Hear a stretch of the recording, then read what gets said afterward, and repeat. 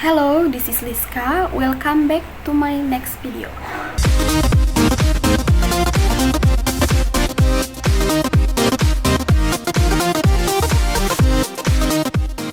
Kali ini kita akan membahas mengenai konsep diversifikasi dalam investasi.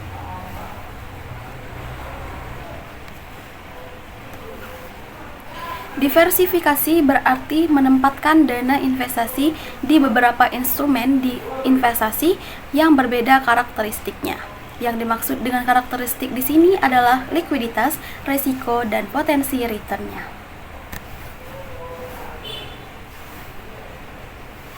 Sebagai contohnya adalah potensi return jika berinvestasi pada saham akan berbeda dengan obligasi, sukuk, dan reksadana. Umpamanya adalah jangan meletakkan sebuah telur dalam satu keranjang, karena jika keranjangnya jatuh, maka semua telur akan jatuh. Artinya, jika teman-teman ingin melakukan investasi, maka janganlah berinvestasi pada satu instrumen saja. Teman-teman harus menciptakan portofolio yang beragam agar bisa meminimalisir kerugian dan memaksimalkan potensi keuntungan. Nah, sebagai contohnya, apabila kita memiliki investasi pada saham suatu emiten, lalu saham tersebut terus mengalami penurunan ataupun melemah, maka nilai investasi teman-teman pun akan terus tergerus. Namun, jika sobat memisahkan penempatan investasinya dengan membeli dua saham dari perusahaan yang berbeda, maka hal tersebut akan mengurangi terjadinya kerugian atas kemungkinan penurunan nilai sahamnya. Ada beberapa langkah yang bisa teman-teman lakukan nih sebelum melakukan diversifikasi portofolio investasi. Yang pertama, pastikan bahwa portofolio investasi sesuai dengan profil resiko. Sekilas informasi, profil resiko adalah indikator tentang kemampuan sobat dalam menerima resiko dari investasi yang dilakukan. Adapun profil resiko tersebut umumnya terbagi menjadi 3, yakni konservatif, moderat, serta agresif. Sederhananya, konservatif bisa dikatakan sebagai tipe yang tidak menyukai perubahan ekstrim, di mana pelaku investasi akan lebih senang apabila imbal hasil yang diperoleh bersifat stabil walaupun nilainya cenderung rendah. Selanjutnya, tipe moderat justru kebalikannya, di mana pelakunya mampu untuk menerima resiko lebih tinggi. Terakhir, tipe agresif merupakan gabungan dari keduanya, di mana pelaku berani mengambil resiko tinggi demi memperoleh imbal hasil semaksimal mungkin. Setelah memahami profil resiko, tentukan juga tujuan teman-teman berinvestasi, apakah untuk kebutuhan dalam jangka panjang, pendek, atau bahkan menengah. Setelah itu, mulailah produk investasi yang sesuai dengan profil resiko dan tujuan keuangan teman-teman. Yang kedua, tentukan alokasi dana investasi. Setelah menentukan produk investasinya, selanjutnya tentukan rasio penempatan dana dari tiap produk investasi pada portofolio investasi teman-teman nih. Perlu teman-teman ketahui portofolio yang dapat dikatakan efektif, yakni yang berisi kombinasi dari beragam jenis aset berikut dengan karakteristik yang berbeda pula. Perpaduan berbagai kelas aset dalam portofolio tersebut merupakan teknik diversifikasi yang bisa membuat laba investasi meningkat sekaligus untuk meminimalisir resikonya kinerja investasi. Sebagai contoh, jika teman-teman memiliki profil risiko agresif, maka rasio investasi sobat yakni 60% pada saham, 20% pada obligasi, dan 20% pada reksadana campuran.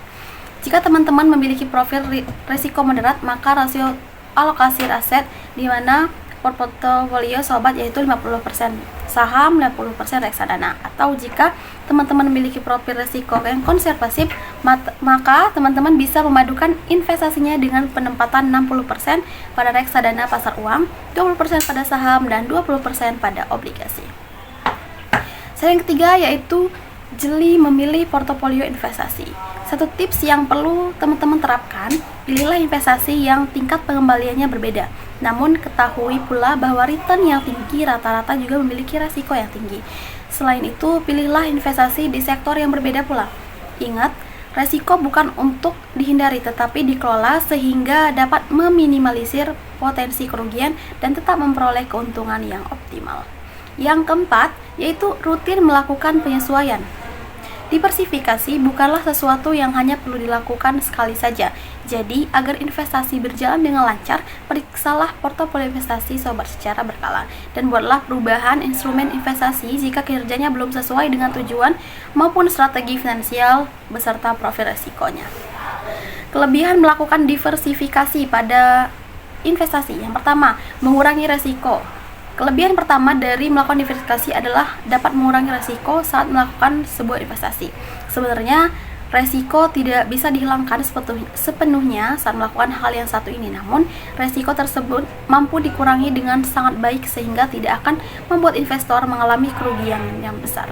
Resiko itu pun bisa dikurangi seiring berjalannya waktu, misalnya saat melakukan investasi saham dan keadaan pasar masih cukup lemah. Hal itu memang tidak akan menguntungkan, tapi jika portofolio disimpan cukup lama, tentunya resiko yang dialami tidak terlalu tinggi.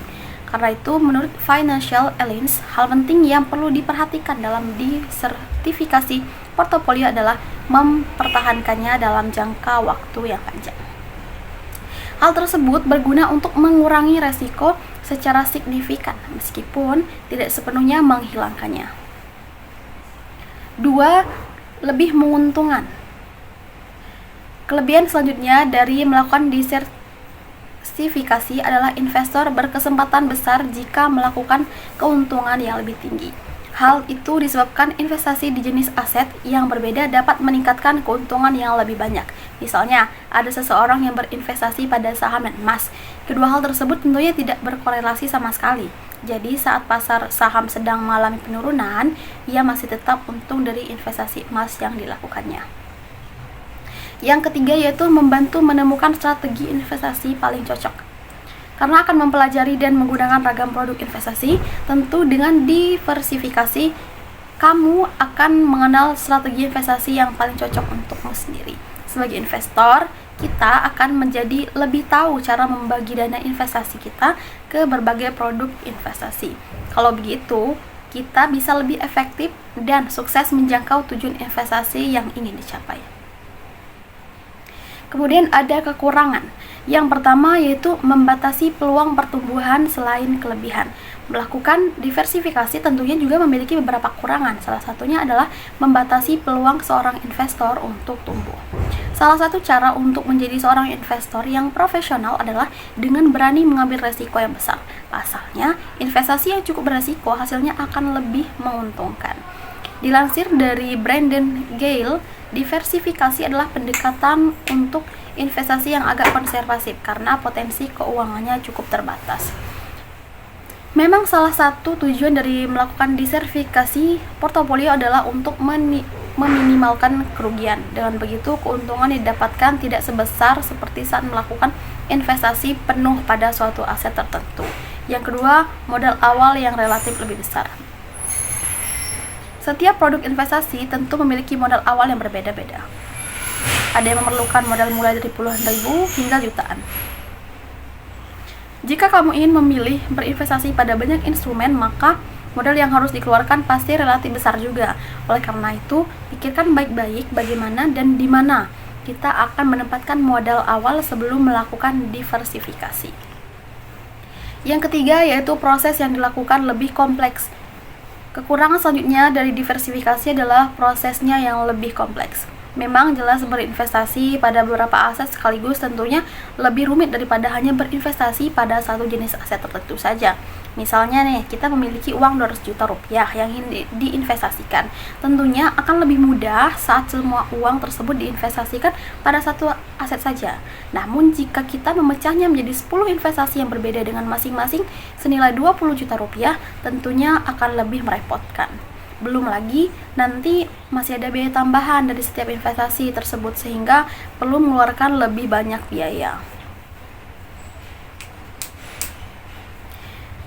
Itu saja materi yang dapat saya sampaikan, semoga bermanfaat bagi saya dan kita semua. Saya Ri, wassalamualaikum warahmatullahi wabarakatuh.